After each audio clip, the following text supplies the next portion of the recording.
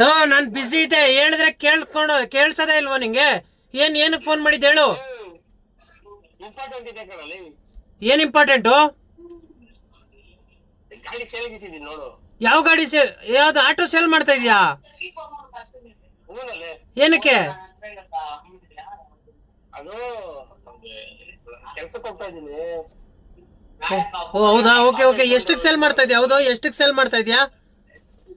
25 ಕಂತಿದೆ ಅದ್ರ ಮೇಲೆ.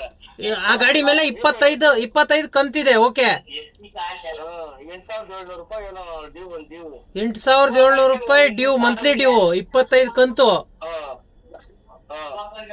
ನಿನ್ಗೆ ಎಷ್ಟು ಕೊಡ್ಬೇಕು? ಕೊಟ್ಬಿಟ್ಟು ಎಸ್ಕೊಂಡೋಗಿ. ಎಷ್ಟು? ಕೈಗೆ 30,000 ಕೊಟ್ಬಿಟ್ಟು. ಕೈಗೆ 30,000ನಾ? ಡ್ಯೂ ಕಂಟಿನ್ಯೂ ಮಾಡ್ಕೊಂಡು ಹೋಗಿ. ಓ, 30,000 ಕೊಟ್ಬಿಟ್ಟು ಡ್ಯೂ ಕಂಟಿನ್ಯೂ ಮಾಡ್ಕೊಂಡು ಹೋಗ್ಬೇಕು. ನನ್ಗೊಂದು ಅಗ್ರಿಮೆಂಟ್ ಹಾಕೊಳ್ಬೇಕು. ಅಗ್ರಿಮೆಂಟಾ? ಸರಿ ಆಯ್ತು, ಹಂಗಾದ್ರೆ ಕೇಳ್ತೀನಿ ತಡಿ. ಕೇಳ್ಬಿಟ್ಟು ನಿನ್ ಕಾಂಟ್ಯಾಕ್ಟ್ ನಂಬರ್ ಹಾಕಿರ್ತೀನಿ, ಆಯ್ತಾ? ಆಮೇಲೆ FC ಎಲ್ಲ ನನ್ ಕಡೆಯಿಂದಾನೇ ಮಾಡ್ಕೊಡ್ತೀನಿ. ಎಫ್ ಸಿ ಇನ್ಶೂರೆನ್ಸ್ ಎಲ್ಲ ನಿನ್ ಕಡೆಯಿಂದ ರನ್ ಮಾಡಿಸ್ಕೊಡ್ತೀಯಾ? ಇನ್ಶೂರೆನ್ಸ್ ಎಲ್ಲ. ಹಾ ಸರಿ ಸರಿ ಆಯ್ತು, ಹಂಗಾದ್ರೆ ಕೇಳ್ತೀನಿ ಬಿಡು. ಕೇಳ್ಬಿಟ್ಟು ನಿನ್ ನಂಬರ್ ಹಾಕಿರ್ತೀನಿ. ಸರಿ ಸರಿ ಆಯ್ತು, ಮಾಡ್ಲಾ? Okay okay okay.